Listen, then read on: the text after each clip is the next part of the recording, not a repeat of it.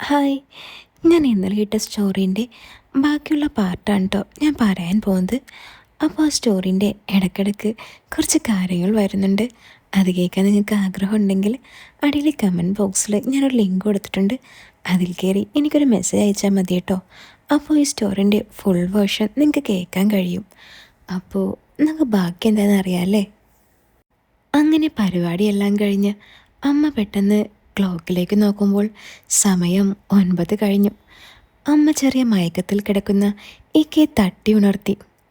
സിറാജ്, എഴുന്നേക്ക്, എനിക്ക് പോകണം, ഇല്ലെങ്കിൽ ആകെ പ്രശ്നമാകും, അമ്മ പറഞ്ഞു. ആ, ചേച്ചി റെഡി ആയിക്കോ, ഒരു 10 മിനിറ്റ് ഞാൻ ചേച്ചിയെ വീട്ടിലെത്തിക്കാം. ആരെങ്കിലും ചോദിച്ചാൽ മഴയത്ത് ടയറ് പഞ്ചറായെന്ന് പറഞ്ഞാൽ മതി. അമ്മ ഇക്കയെ നോക്കി ചെറിയ പരിഭ്രമത്തിൽ തലയാട്ടി. പുറത്താണെങ്കിൽ കോരിച്ചൊരിയുന്ന മഴ. അമ്മ അങ്ങനെ എല്ലാം എടുത്തൊരുങ്ങി. ഈ മഴയത്ത് എനിക്ക് പുറത്ത് ചാടാൻ സാധിക്കില്ല. ഞാൻ നോക്കുമ്പോൾ അവർ കാർ പോർച്ചിലേക്ക് നടന്നു നീങ്ങി. അവർ കാറെടുത്ത് പോയതിനു ശേഷം ഞാൻ മഴയത്ത് ബൈക്കിൻ്റെ അടുത്തേക്ക് ഓടിച്ചെന്ന് നേരെ വീട്ടിലേക്ക് തിരിച്ചു. ഈ മഴ കണ്ടിട്ട് പെട്ടെന്ന് ചോരുമെന്ന് തോന്നുന്നില്ല. അതുകൊണ്ട് വേഗം വീട്ടിലെത്തുക എന്ന ലക്ഷ്യം വെച്ച് ഞാൻ നീങ്ങി. ബൈക്ക് വീട്ടിലേക്ക് കയറ്റാൻ നേരം വണ്ടിയുടെ ശബ്ദം കേട്ട് അമ്മ അകത്ത് നിന്ന് വന്നു. ഞാൻ എത്തുന്നതിൻ്റെ 10 മിനിറ്റ് മുമ്പ് സിറാജക്ക അമ്മയെ വീട്ടിൽ ഡ്രോപ്പ് ചെയ്ത് പോയിരിക്കുന്നു. നീ എന്താ ലേറ്റായേ? എന്നെ കണ്ടതും അമ്മ ചോദിച്ചു. അതമ്മേ, മഴ നിൽക്കുമെന്ന് വിചാരിച്ചു. ഞാൻ കുറച്ചു നേരം ആ കടയിൽ കയറി നിന്നു. പിന്നെ അവിടെ നിന്നിട്ട് കാര്യമില്ലെന്ന് ഓർത്തുകൊണ്ട് ഞാനിങ്ങ് നനഞ്ഞു പോന്നു. നീ വേഗം പോയി തല തോർത്ത്, ഇല്ലെങ്കിൽ വല്ല പനിയും വരും. അല്ല, അമ്മ ഇപ്പം എത്തിയുള്ളൂ? ഞാൻ ചോദിച്ചു. ചെറിയ പരുങ്ങലോടെ അമ്മ പറഞ്ഞു. അത് സിറാജിൻ്റെ വണ്ടി പഞ്ചറായി, അത് വഴിയിൽ കുടുങ്ങി. കുറേ സമയം ആരെയൊക്കെ വിളിച്ചു. കുറച്ച് കഴിഞ്ഞിട്ട് മെക്കാനിക്ക് വന്ന് ടയർ മാറ്റി കൊടുത്തു. അതാ ലേറ്റായേ.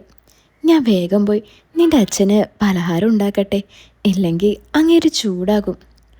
ഒരു ബുദ്ധിമുട്ടുമില്ലാതെ അമ്മ വിദഗ്ധമായി കള്ളം പറഞ്ഞ് അടുക്കളയിലേക്ക് നടന്നു. ഒന്നും അറിയാത്ത ഒരു പഞ്ചഭാവത്തിനെ പോലെ അച്ഛൻ്റെ മുന്നിൽ അഭിനയിക്കുന്നത് കണ്ടപ്പോൾ എനിക്ക് കുറച്ച് ദേഷ്യവും പിന്നെ പറയാനാവാത്ത എന്തോ മനസ്സിൽ മിന്നി മറഞ്ഞു. ഞാൻ മുറിയിലേക്ക് പോയി തല തോർത്തി നേരെ ഡൈനിങ് ടേബിളിൽ വന്നിരുന്നു. അമ്മ പെട്ടെന്ന് തന്നെ പലഹാരം റെഡിയാക്കി വെച്ചിരുന്നു. അച്ഛനും അനിയനും അവിടെ ഇരുന്ന് പുട്ടും കടലയും അകത്താക്കുന്ന തിരക്കിലായിരുന്നു. ഞാൻ എൻ്റെ പ്ലേറ്റ് എടുത്ത് കസേര വലിച്ചിട്ടിരുന്നു. അമ്മ അപ്പോഴേക്കും കുളിച്ച് നല്ല വൃത്തിയായി എൻ്റെ അടുത്ത് വന്നിരുന്നു. എന്നിട്ട് ഒന്നും അറിയാത്ത പോലെ എൻ്റെ അടുത്ത് വന്നിരുന്ന് ഭക്ഷണം കഴിച്ചു. പാവ അച്ഛൻ ഇതൊന്നും അറിയാതെ സ്വന്തം ഭാര്യയെ വിശ്വസിച്ച് എന്തെന്നറിയാതെ ജീവിക്കുന്നു. ഞാൻ കഴിച്ചു കഴിഞ്ഞ് മുറിയിൽ പോയി കുറച്ച് മയങ്ങി. രാവിലെ നേരത്തെ എഴുന്നേറ്റതിൻ്റെയും പിന്നെ നല്ല മഴ കൊണ്ടതുകൊണ്ടാവാം പതിവില്ലാതെ നല്ല ക്ഷീണം. ഞാൻ ഫോണെടുത്ത് കുറച്ച് ഇൻസ്റ്റാ റീൽസ് നോക്കിക്കിടന്നു. അമ്മയുടെ ചാറ്റ് നോക്കുമ്പോൾ സിറാജിക്കയുടെ മെസ്സേജൊന്നും ഇല്ല. നാളെ പുലർച്ചെ അച്ഛൻ പോകും, അതുകൊണ്ട് ഇന്നിനി ഒന്നും പ്രതീക്ഷിക്കണ്ട. പിന്നെ അതുമാത്രമല്ല, സിറാജിക്കയ്ക്കിന്ന് കിട്ടേണ്ടത് കിട്ടി, അതുകൊണ്ട് എല്ലാത്തിനും കുറച്ച് ആശ്വാസമുണ്ടാവും. ഓ, എന്നാലും അയാളെന്തൊരു സാധന. ഇന്നയാൾ എന്തൊക്കെയാ ചെയ്തു കൂട്ടിയത്. എനിക്ക് ആരോടിപ്പോൾ ചെറിയ അസൂയ തോന്നുന്നു. എനിക്കെപ്പോഴാണെന്നാവോ ഇങ്ങനൊരു അവസരം കിട്ടുക, ഞാൻ ആലോചിച്ചു. വൈകിട്ട് അച്ഛൻ ഹാളിൽ TV കണ്ടുകൊണ്ടിരിക്കുമ്പോഴാണ് അനിയൻ അപ്പു അവൻ്റെ അഡ്മിഷൻ്റെ കാര്യം പറയുന്നത്. അവന് കോയമ്പത്തൂരിൽ ഒരു ഡിപ്ലോമ കോഴ്സിന് അഡ്മിഷൻ കിട്ടിയെന്നും 10 കഴിഞ്ഞ് 4 ഇയർ ഡിപ്ലോമ കോഴ്സാണെന്നും കോഴ്സ് കംപ്ലീറ്റ് ചെയ്താൽ വിദേശത്ത് നല്ല ജോലി കിട്ടുമെന്നും നാട്ടിലെ സാധാരണ ഡിഗ്രി പഠിച്ചിട്ടൊന്നും ഇപ്പോൾ കാര്യമില്ലെന്നും അവൻ പറഞ്ഞു. അച്ഛനും അമ്മയും കുറച്ച് ഷോക്കിലാണ്. ഈ പ്രായത്തിൽ വേറൊരു നാട്ടിൽ അവൻ ഒറ്റയ്ക്ക് വിടാൻ അവർക്ക് കുറച്ച് പേടിയുണ്ട്. ഞാൻ അവന് ഫുൾ സപ്പോർട്ട് കൊടുത്തു. അവൻ പുറത്തു പോയി രക്ഷപ്പെടട്ടെ. കോഴ്സിന് 5 ലക്ഷം രൂപയാകും. അത് പിന്നെ എഡ്യൂക്കേഷൻ ലോൺ എടുത്ത് സെറ്റാക്കാം. ഞാൻ അച്ഛനെയും അമ്മയും പറഞ്ഞ് കാര്യങ്ങൾ മനസ്സിലാക്കി.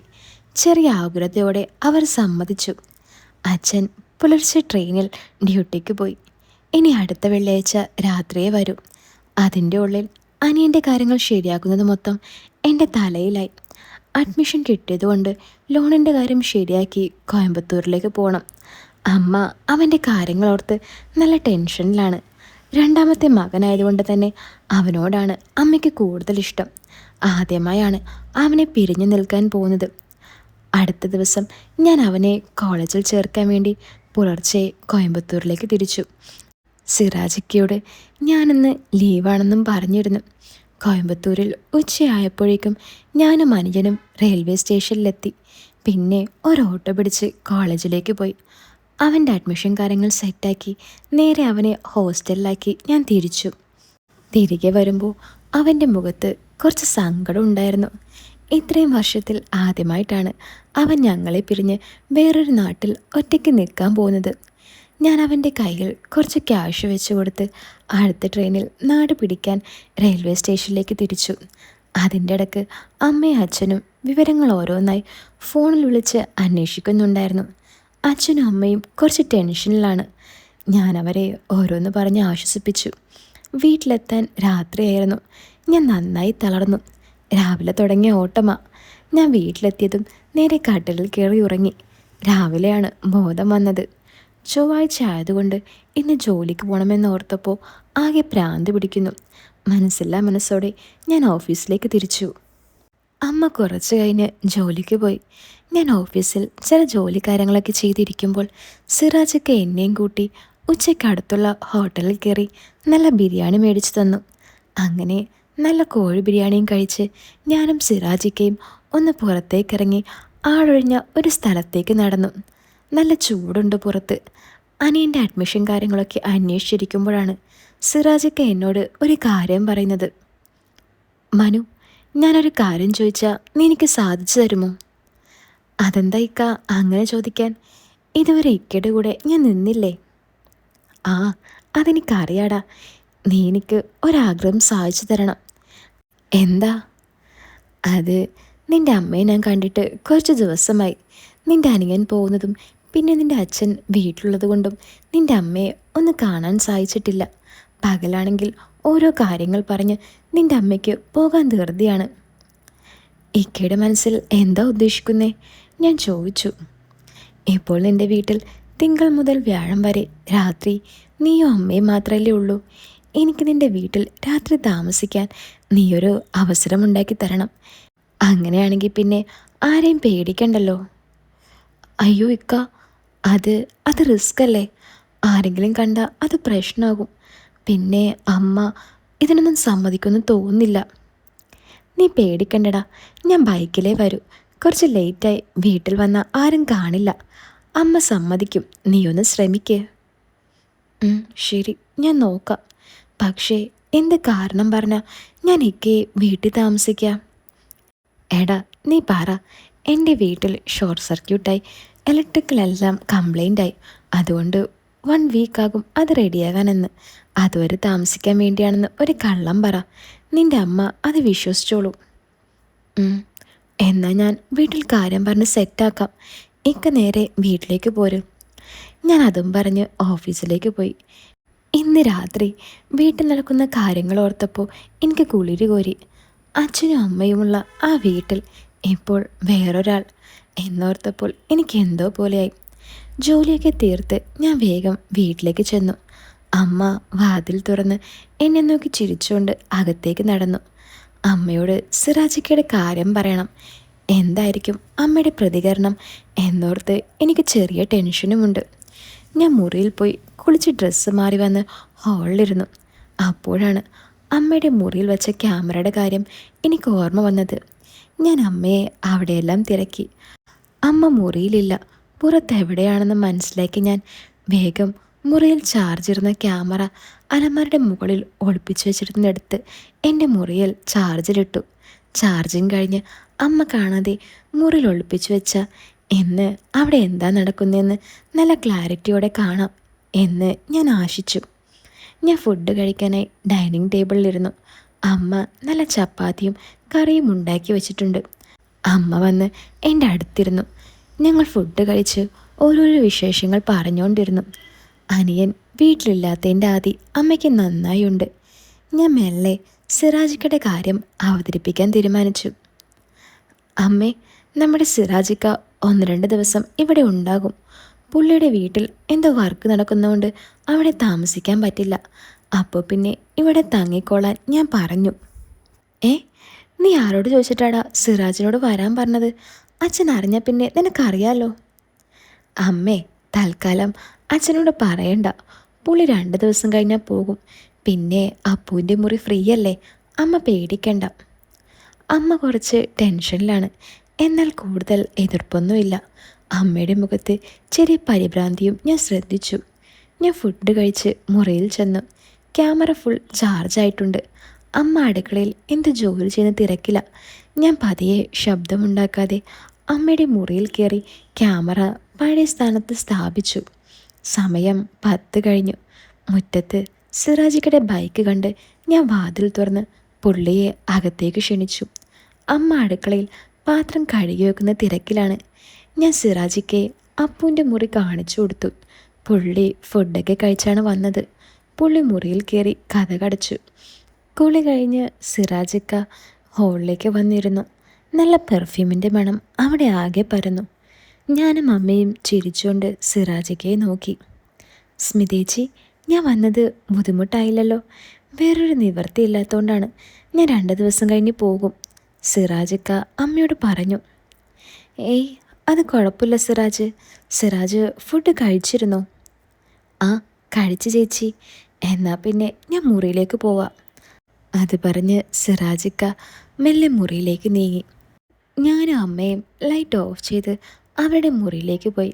സമയം 11 കഴിഞ്ഞ് കാണും. ഞാൻ അമ്മയുടെ മുറിയിലെ ക്യാമറ നോക്കുമ്പോൾ അമ്മ ലൈറ്റ് ഓഫ് ചെയ്യാതെ കട്ടിലിൽ കിടക്കാണ്. എന്തോ ആലോചിക്കുന്നുമുണ്ട്. അമ്മ പെട്ടെന്ന് കട്ടിൽ നിന്നും എഴുന്നേറ്റ് വാതിലിൻ്റെ അരികെ ചെന്ന് വാതിൽ തുറക്കുമ്പോൾ സിറാജിക്ക അമ്മയുടെ മുന്നിൽ. അമ്മ ചെറുതായി ഒന്ന് പേടിച്ചു. സിറാജ്, ഇപ്പോൾ എന്തിനവിടെ വന്നത്? അപ്പുറത്ത് മനു ഉണ്ട്. അവൻ ഇതെങ്ങാനും അറിഞ്ഞാൽ പിന്നെ ജീവിച്ചിരുന്നിട്ട് കാര്യമില്ല, അമ്മ പറഞ്ഞു. അവനൊന്നും അറിയില്ല.